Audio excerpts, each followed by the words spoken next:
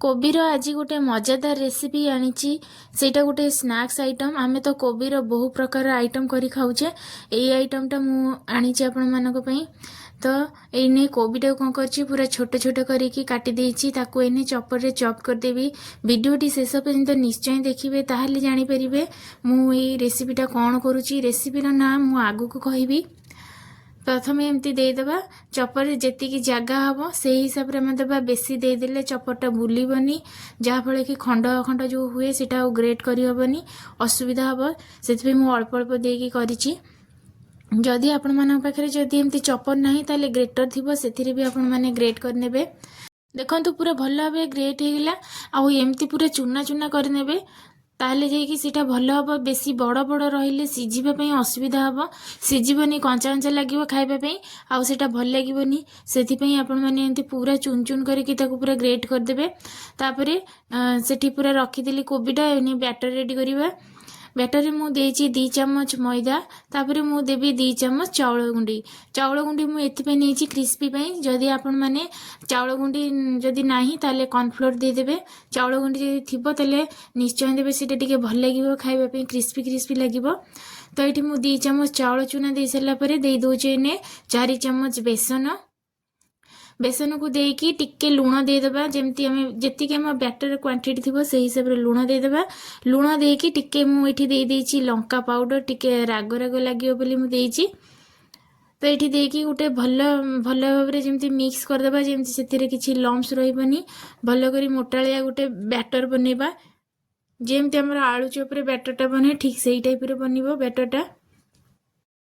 सांग मैंने वीडियोटी लास्ट पर्यंत निश्चय देखिए। जदि वीडियोटी भल लगुए कमेंट माध्यम निश्चय जानवे जे आजिकार रेसिपी आपण मानकु किपरि लगिला।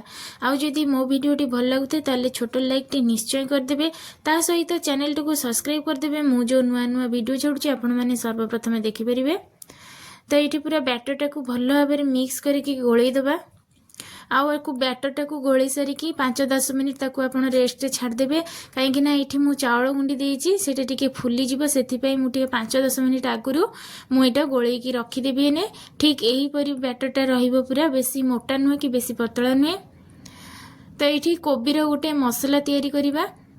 कोबीर मसला बा कोबी पूरा तैयारी करिबा से जहाँ भी हो मसला गोटे तैयारी करदेबा। एने कोबी रे एमती चुन चुन करी काटी रखी तापर पियाज एने चुन चुन करके दे दूची तापर ये मु दे दूची से तापर दे दूची रसुण आउ कंचा लंका ये सब को देदेबा देकी एथिरे टिके बेसी करी धनिया पत्र दबा। एबे तो धनिया पत्र सीजन चलची धनिया पत्र दबारे कंजूस करबानी कहीं सेटा टिके भल बास्ना टिके हम बढ़िया लगे भी खाइबा पई।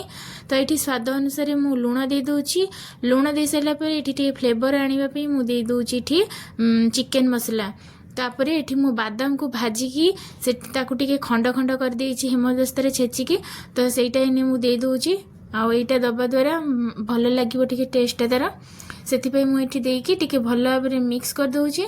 मिक्स कर सारा पर एथिरे देदेबा इने सिझा आलू दबा ता सहित आम आउ टिके फ्लेवर आने खटा खटा टिके लगे से चाट मसला टिके देदेबा। चाट मसला टिके बेसी करके दबा कहीं टिके खटा खटा लगे भल लगे। एथिरे मु टमाटो ऐड करनी तापर आलू ये सब को देकी भल भाव में चकुटी दबा जमती आमर आलू चप माने जमती आलूटा हुए आपण मैंने चाहिए भी ये एगुड़ा सब भाजिक भी आपण मैंने करें। मुझे कंचा करची आउ या टेस्ट भी बहुत बढ़िया लगुच। आपण मैंने जदि कंचा न करी भाजिकी भी खाइबा चाहूँगी ताले आपण मैंने कषिकी पूरा जमती आलू चप कषा हुए से टाइप आपण मैंने कषिदेवे। यही रेसिपीर ना हूँ कोबी चप। कोबीर तो आम बहुत प्रकार आइटम करी खाई सारे किंतु ये कोबी चपटा खाइबा बहुत बढ़िया लगुच और टेस्टी आपण मैंने जदि थरे खाइबे कोबी सीजन ने निहाती 2-3 थर करिकी आपण माने खाइबा को मन करिवे। तो एमती पूरा बॉल शेप रो गोटे आलूटा को मुझे करची आलू चोकटा माने कोबी और आलू को मिसई जो चोकटाटा ताको इने बेसन रे में बुड़े दबा टिके एमती चेप्टा करदबा। चेप्टा कले देखि त शेपटा टिके भल आसीबो आउ से देकी तो बेसन भितर पूरा एमती बुड़े दबा। बुड़े की तेलटा ऑलरेडी मोर गरम हो गलानी मु इने तेल रे दे देबे इने से माने चॉपटा को देकी इने भल भाव में ताकू टिके तलपट हवा को देदेबा।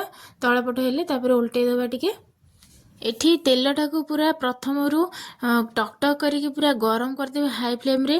तापर ताको कौन करेंगे पूरा गैस रो फ्लेम टाको मीडियम साइज रे रखिबे, माने मीडियम फ्लेम रे रखिबे।